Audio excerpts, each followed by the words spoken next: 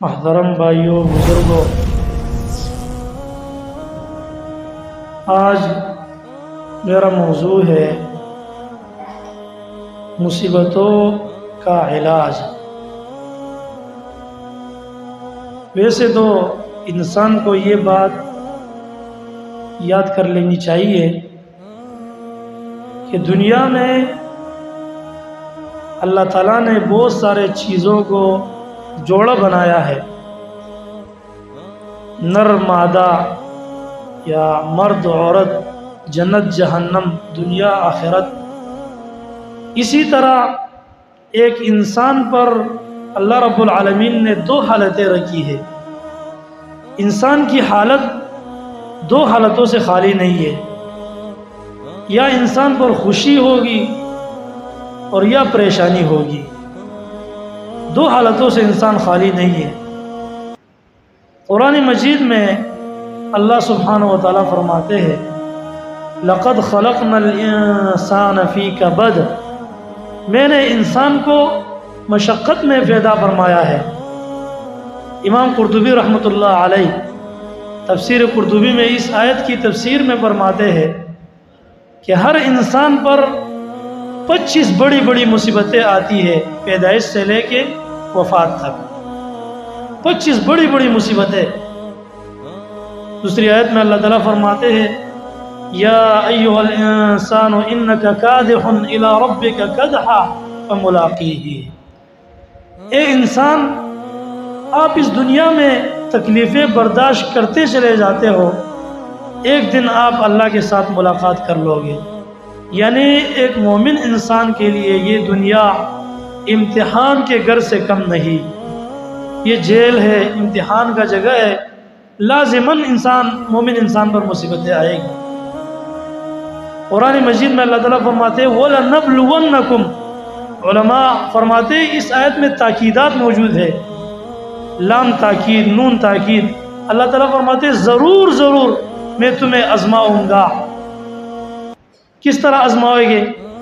بِشَيْءٍ مِّنَ الْخَوْفِ، کبھی خوف ہوگا۔ خوف سے مراد حافظ ابن کثیر رحمہ اللہ، سعدی رحمہ اللہ فرماتے ہیں دشمن کا ڈر، کبھی انسان دشمن سے ڈرتا ہے۔ وَالْجُوعِ، کبھی انسان پر بھوک آ جاتی ہے، گھر میں غریبی ہوتی ہے۔ وَنَقْصٍ مِّنَ الْأَمْوَالِ، مال کم ہو جاتے ہیں، آگ لگ جاتی ہے مال کو، خسارہ ہو جاتا ہے کاروبار میں۔ وَالْأَنفُسِ، کبھی نفس کم پڑ جاتے ہیں، نفس سے مراد دوست اور رشتہ دار ہے، یہ دنیا سے چلے جاتے ہیں۔ وَالثَّمَرَاتِ، اور پھل ختم ہو جاتے ہیں، پھل سے مراد باغوں کو آگ لگ جاتا ہے۔ یا اس کے علاوہ پھلوں سے بعض علماء نے، امام شافعی رحمۃ اللہ علیہ نے بیٹے مراد لیے ہیں کہ انسان کے بیٹے فوت ہو جاتے ہیں۔ مختلف قسم کی مصیبتیں انسان پر آئے گی ضرور، لیکن کرنا کیا ہے؟ وَبَشِّرِ الصَّابِرِينَ، صبر کرنا ہے، صبر کا دامن چھوڑنا نہیں ہے۔ دوسرے آیت میں اللہ تعالیٰ فرماتے ہیں اَحَسِبَ النَّاسُ أَن يُتْرَكُوا أَن يَقُولُوا آمَنَّا وَهُمْ لَا يُفْتَنُونَ، کیا لوگوں نے یہ گمان کیا ہے کہ ایمان کے بعد ان پر آزمائش نہیں آئے گی؟ ضرور آئے گی، ایمان کے بعد آزمائش آئے گا ایک مومن انسان پر۔ یہ حمزہ استفہام انکاری ہے، یعنی اللہ تعالیٰ فرماتے ہیں کہ یہ ناممکن ہے کہ آپ ایمان کا دعویٰ کرو اور آپ پر مصیبت نہ آئے، مصیبت آئے گا، لیکن صبر کرنا ہے۔ ایک اور آیت میں اللہ تعالیٰ ارشاد فرماتے ہیں ام حسبتم ان تدخلوا الجنہ ولما یأتکم مثل الذین خلوا من قبلکم مستهم البأساء والضراء وزلزلوا حتى يقول الرسول والذین آمنوا معه متى نصر اللہ الا ان نصر اللہ قریب۔ کیا لوگوں نے یہ گمان کر لیا ہے کہ جنت میں وہ داخل ہوں گے اور دنیا میں ان پر مصیبتیں نہیں آئے گی؟ مالی جانی ٹینشنیں پہلے لوگوں پر آئی تھی، ہر قسم کی مصیبت ان پر آئی، انہوں نے اللہ کو آواز لگایا، اللہ تعالیٰ کی مدد کو پکارا، الا ان نصر اللہ قریب۔ تو محترم بھائیوں، مصیبت ایک مومن انسان پر آئے گا، اس کو صبر کرنا چاہیے، اسے مصیبت کا دعا نہیں کرنا چاہیے، عافیت مانگنی چاہیے، عافیت بہت بڑی نعمت ہے، لیکن جب آ جائے پھر صبر کرنا چاہیے۔ ایمان کے بعد آپ پر مصیبت آئے گا ضرور۔ برا بن عازب رضی اللہ تعالیٰ عنہ فرماتے ہیں ایک مرتبہ محمد صلی اللہ علیہ وسلم خانہ کعبے کو ٹیک لگائے ہوئے تھے، تو میں آپ کے پاس آیا اور آپ سے سوال کیا کہ مکے کے مشرکین ہمیں بہت زیادہ تکلیف دیتے ہیں، آپ اللہ تعالیٰ سے دعا مانگے کہ یہ مصیبتیں ہم سے ختم ہو جائے۔ رسول اللہ صلی اللہ علیہ وسلم فوراً اٹھے اور فرمانے لگے تم پر کیا مصیبت آئی ہے، کیا مصیبتیں آئی ہیں؟ تم سے جو پہلے لوگ تھے ان کے سر پر ہاری ڈالی جاتی تھی، ہاری بلیڈ، اور ان کے جسم کو 2 ٹکڑے کیا جاتا تھا اللہ کے دین کے خاطر، تم پر کیا مصیبت آئی؟ تم سے پہلے جو لوگ تھے ان کے گوشت کو وہ لوہے کی کنگھیوں کے ذریعے گوشت الگ کیا جاتا تھا جسم سے، ہڈی الگ اور گوشت الگ۔ اتنا مصیبت اللہ کے دین کے خاطر سلف صالحین نے برداشت کیا، تم پر کیا مصیبت آئی؟ معمولی سی مصیبت کو بڑا سمجھتے ہو۔ محترم بھائیوں، ان تمام آیتوں کا مطلب یہ ہے کہ انسان پر مصیبتیں ضرور آئے گا، اس سے چھٹکارا نہیں ہے، کیونکہ انسان پر 2 ہی حالتیں ہوتی ہیں، یا خوشی اور یا تکلیف۔ لیکن سوال یہ کہ یہ مصیبت انسان پر کس وجہ سے آتی ہے، اس کا وجہ کیا ہے؟ اس کے 2 وجوہات ہیں، قرآن و حدیث میں ذکر ہے۔ ایک وجہ وہ انسان کے زیادہ نیک ہونا، جب انسان زیادہ نیک ہو تو بھی اس پر مصیبت آتی ہے، بطور امتحان اللہ تعالیٰ اس کا امتحان لے رہے کہ میرا یہ نیک بندہ، یہ اس کا ایمان کتنا مضبوط ہے، میرے اس نیک بندے کا ایمان کتنا مضبوط ہے۔ آدم علیہ السلام، انبیاء کی تاریخ آپ پڑھے، کس سے پڑھے؟ تمام تکالیف اور مصائب سے بھرے پڑے ہیں۔ ایک نبی ایوب علیہ السلام 18 سال، صحیح ابن حبان میں موجود ہے، اس پر بیماری موجود تھی، اس کے جسم پر لا علاج بیماری موجود تھی 18 سال تک۔ ایک بیوی رہ گئی تھی، باقی ساری بیویاں فوت ہو گئی، اولاد فوت ہو گئے، مال ختم ہوا۔ 2 دوست اس کے پاس آتے تھے چکر لگانے کے لیے۔ صحیح حدیث میں آتا ہے کہ ایک مرتبہ 2 دوست راستے میں آ رہے تھے ملنے کے لیے اس کے ساتھ، تو ایک دوست نے دوسرے دوست سے کہا کہ ایوب علیہ السلام نے آخرکار کیا گناہ کیا ہے، یہ تو اتنا بڑا نبی ہے، اس نے کیا گناہ کیا ہے کہ اتنا بڑا بیماری، اس پر بڑی بیماری لگی ہوئی ہے؟ تو دوسرے نے کہا کہ شاید کوئی وجہ ہوگا، گناہ ہوگا، ایسا تو نہیں ہو سکتا، چلو پوچھ لیتے ہیں، وہ خود بتا دیں گے۔ دونوں نے پوچھا کہ آپ نے کیا گناہ کیا ہے، آپ تو اللہ کے نبی ہو، اتنا بڑی بیماری آپ پر لگی ہوئی ہے، مال آپ کے ختم، اولاد ختم، آپ کی بدن پر بیماری۔ اس نے جواب دیا کہ میں نے کوئی گناہ نہیں کیا، میں تو اتنا گناہ سے اپنے آپ کو بچاتا تھا کہ اگر 2 آدمی کی لڑائی ہوتی اور وہ اللہ کا قسم کھاتے تو میں ان کے طرف سے پیسے صدقہ کرتا کہ یا اللہ ان کو معاف فرما۔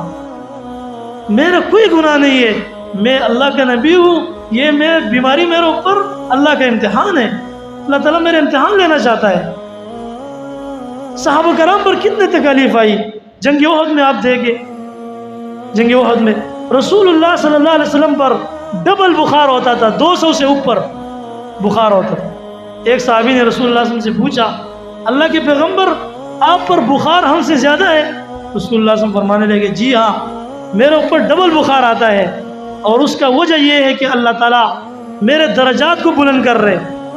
ایک مومن انسان پر جب مصیبت آتی ہے تو اس کا اللہ تعالیٰ امتحان لینا چاہتا ہے اور اس کی درجات کو، مرتبوں کو بلند کرنا چاہتا ہے۔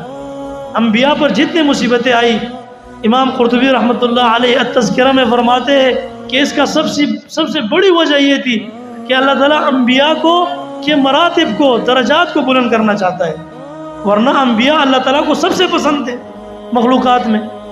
حدیث میں آتا ہے رسول اللہ صلی اللہ علیہ وسلم فرماتے ہیں من یرد اللہ بہ خیرا یصب منہ، اگر آپ کے اندر کوئی خیر پڑی ہوگی، کوئی نیکی، تقوی، تو اللہ تعالیٰ آپ پر ایک مصیبت لگائے گا بطور امتحان، اللہ تعالیٰ آپ کا امتحان لے گا کہ آپ اس میں کامیاب ہوتے ہو کہ نہیں۔ ایمان کا پتہ مصیبت میں چلتا ہے، ویسے تو ہر آدمی دعویٰ کرتا ہے کہ میں مومن ہوں، میں مومن ہوں، لیکن جب مصیبت آتی ہے پھر پتہ چلتا ہے کہ اس کے زبان سے کیا نکل رہا ہے۔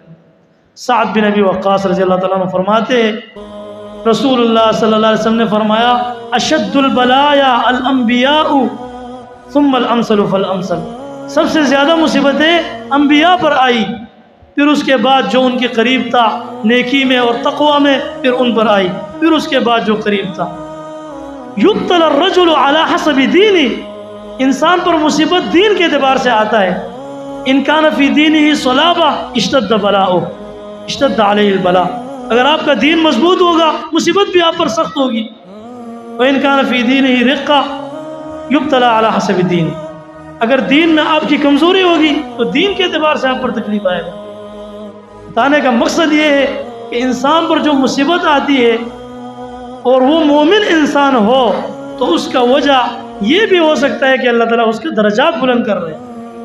ایک حدیث اور اس کے بارے میں رسول اللہ صلی اللہ علیہ وسلم فرماتے ہیں ایک مومن انسان کے لیے اللہ تعالیٰ نے جنت میں ایک درجہ لکھا ہوتا ہے، مرتبہ، کہ یہ میں اس کو دوں گا ضرور، لیکن وہ اپنے نیک عمل میں اس کی اتنی پاور نہیں ہوتی ہے کہ وہ پہنچ سکے، نیک عمل اس کا زیادہ نہیں ہوتا، تو اللہ رب العالمین اس پر آزمائشیں لے کر آتا ہے جس کی وجہ سے اللہ تعالیٰ اس بندے کو، مومن انسان کو، اس درجے تک پہنچا دیتا ہے۔ بتانے کا مقصد یہ ہے کہ مصیبت آنا یہ اس بات کی علامت نہیں ہے کہ لازماً اس نے کوئی گناہ کیا ہوگا۔ اگر وہ مومن ہے، متقی ہے، پرہیزگار ہے، تو اس کو یہ سمجھنا چاہیے کہ اللہ تعالیٰ میرا امتحان لے رہا ہے، میرا امتحان لے رہا ہے کہ میں اس امتحان میں کامیاب ہوتا ہوں کہ نہیں ہوتا ہوں، اور اسی طرح اللہ تعالیٰ اس کی درجات کو بلند کر رہا ہے۔ دوسری وجہ، اگر ایک انسان گناہ کر رہا ہے اور اس پر مصیبتیں آتی ہے تو اس کو یہ سمجھنا چاہیے کہ یہ مصیبت میرے اوپر میرے گناہ کی وجہ سے آئی ہے۔ رسول اللہ صلی اللہ علیہ وسلم فرماتے ہیں ما من مسلم یصیبہ ہم ولا غم ولا نصب ولا اذن الا کفر اللہ بہ خطایا، جس مسلمان پر جو بھی مصیبت آئے، غم آئے، پریشانی آئے، حتی الشوکۃ یشاکھها، یہاں تک کہ اگر اس کو ایک کانٹے بھی چبھ جائے تو اللہ رب العالمین کا مقصد کیا ہوتا ہے؟ اس کے گناہوں کو معاف کرنا۔ یمشی علی الارض ما علیہ خطیئہ، زمین پر چلتا ہے اور اس کا کوئی گناہ نہیں ہوتا۔ مصیبت کی وجہ سے انسان کے گناہ دھل جاتے ہیں۔ نبی علیہ الصلوۃ والسلام کی بیوی ہے اسماء رضی اللہ تعالیٰ عنہ، اسماء بنت ابی بکر الصدیق، اس کے سر میں ایک مرتبہ درد تھا، تو اس نے کہا کہ میرے سر کے اوپر جو درد آیا ہے یہ گناہ کی وجہ سے آیا ہے، کیونکہ اللہ قرآن میں فرماتے ہیں وما اصابکم من مصیبہ فبما کسبت ایدیکم، جو بھی مصیبت انسان پر آتا ہے اس کا وجہ اس کے گناہ ہوتے ہیں۔ اور اسی طرح محترم بھائیو، سلف صالحین میں سے قاضی شریح رحمہ اللہ مرہ ہمدانی فرماتے ہیں کہ میں نے اس کے ہاتھ کے پشت پر دانہ دیکھا، تو میں نے اس سے پوچھا کہ یہ دانہ کیوں؟ تو اس نے جواب میں فرمایا کہ کوئی گناہ کیا ہوگا نا، اس وجہ سے ہوگا۔ ابن سیرین رحمہ اللہ جب اس پر قرض زیادہ ہوتا اور وہ غمگین ہوتے تو وہ لوگوں کو کہتے کہ شاید میں نے 40 سال پہلے کوئی گناہ کیا ہوتا اور اس کا سزا ابھی بھگت رہو۔ ابو سلیمان الدارانی رحمہ اللہ فرمایا کرتے تھے، اس سے کسی نے پوچھا کہ یہ نیکمل لوگ، ان پر جب مصیبت آتی ہے تو یہ لوگوں کو ملامت نہیں کرتے، اس کی کیا وجہ ہے؟ اس نے جواب میں کہا لِأَنَّهُمْ عَلِمُوا أَنَّ اللَّهَ ابْتَلَاهُمْ بِذُنُوبِهِمْ، کیونکہ ان کو پتہ ہے کہ یہ جو مصیبت آئی ہے گناہ کی وجہ سے آئی ہے۔ ایک سلف فرماتے ہیں، سلف صالحین میں سے کہتے جب میری بیوی بد اخلاق ہو جاتی ہے اور میرے بچے اور میرے جانور، تو میں سمجھ جاتا ہوں کہ میں نے کوئی گناہ کیا ہے، سمجھ جاتا ہوں کہ میں نے کوئی گناہ کیا ہے۔ ایک عالم کے ساتھ کسی نے لڑائی کی باہر، تو اس نے جواب نہیں دیا، وہ گھر میں داخل ہوئے، نماز پڑھی اور اللہ سے دعا مانگا کہ یا اللہ میرے کو معاف کر۔ باہر نکل آیا، کسی نے پوچھا کیا کیا آپ نے؟ اس نے کہا یہ جو لڑ رہے یہ میرا اپنا گناہ ہے، اس کا قصور نہیں ہے، میں خود گناہگار ہوں، اللہ سے معافی مانگ رہا ہوں تاکہ یہ مصیبت میرے سے ختم ہو جائے۔ مصیبت انسان پر گناہ کی وجہ سے آتا ہے۔ ابو ہریرہ رضی اللہ عنہ فرمایا کرتے تھے حتی ان الحبار لتموت فی وکرها من ظلم الظالم، گناہگار کے گناہ کی وجہ سے ایک مرغابی بھی اپنے گھونسلے میں مر جاتی ہے، رسول اللہ صلی اللہ علیہ وسلم فرماتے ہیں کہ جب فاسق انسان اور لوگوں کو تکلیف دینے والا اس کی زبان سے لوگوں کو تکلیف ہے، دنیا میں ایسے لوگ بہت رہتے ہیں نا جن کے ذہن میں یہ ہوتا ہے کہ ہم کسی کو تکلیف پہنچائے، بس اس طرح نہیں ہونا چاہیے میرے محترم بھائیوں۔ رسول اللہ صلی اللہ علیہ وسلم فرماتے ہیں جب انسان دنیا سے چلا جاتا ہے اور وہ لوگوں کو تکلیف دینے والا ہو، یستریح منہ العباد والبلاد والشجر والدواب، اس سے بندے بھی راحت میں ہو جاتے ہیں، یہ درخت بھی شہر بھی راحت میں ہو جاتے ہیں کہ شکر ہے کہ یہ چلا گیا، اس کی وجہ سے ہم تکلیف میں تھے، بارش نہیں ہو رہی تھی، نعمتیں نہیں تھی، ہمیں تکلیف دیا کرتا تھا۔ تو محترم بھائیوں، دوسرا وجہ مصیبت کا کیا ہے؟ انسان کے اپنے گناہ کی وجہ سے انسان پر مصیبتیں آتی ہے۔ اس کے بجائے اگر ایک انسان اللہ تعالیٰ کی اطاعت شروع کر دے، نیک عمل شروع کر دے، تو اللہ تعالیٰ اس کے لیے برکات نازل فرما دے گا۔ وَلَوْ أَنَّ أَهْلَ الْقُرَىٰ آمَنُوا وَاتَّقَوْا لَفَتَحْنَا عَلَيْهِمْ بَرَكَاتٍ مِّنَ السَّمَاءِ وَالْأَرْضِ۔ اللہ تعالیٰ فرماتے ہیں اگر یہ ایمان والے تقوی اختیار کرے تو اللہ تعالیٰ آسمان اور زمین سے ان پر برکات نازل فرما دے گا۔ بنو امیہ کے زمانے میں ایک پرچی میں کھجور کی گٹلی کی بمقدار گندم کا دانہ ملا۔ کسی نے پوچھا اتنا بڑا دانہ، گندم کا دانہ اور کھجور کی گٹلی بھی جتنا؟ تو انہوں نے جواب دیا ہذہ زمان عدل، یہ عدل کے زمانے کا دانہ ہے، جس وقت نیکی تھی، عدل کا نظام تھا، عمر بن عبدالعزیز رحمۃ اللہ علیہ کے دور میں۔ اور اسی طرح بعد میں بھی امام داؤد رحمۃ اللہ علیہ کتاب الزکوٰۃ میں لکھتے ہیں کہ میں نے کیرہ دیکھا، ایک کیرہ وہ 13 بالش تھا، ایک کیرہ 13 بالش، جس کو اونٹ اٹھاتا تھا۔ نیکی جب زیادہ ہو جائے اللہ تعالیٰ برکات نازل فرماتا ہے، گھر میں، ملک میں، ہر جگہ۔ بعد میں جب امام مہدی کا دور آئے گا، یہ یاد کرنا چاہیے یہ بات، امام مہدی کے نام سے ایک بندہ آئے گا، خلیفہ ہوگا مسلمانوں کا۔ اس دور میں اتنی فراوانی ہوگی نیکی کی وجہ سے کہ ایک آدمی کی پورا قبیلہ ایک بکری کے دودھ سے سیراب ہوگا، یعنی ایک بکری کا دودھ وہ پورا قبیلے کے لیے کافی ہوگا، ایک بکری اتنا دودھ دے گی۔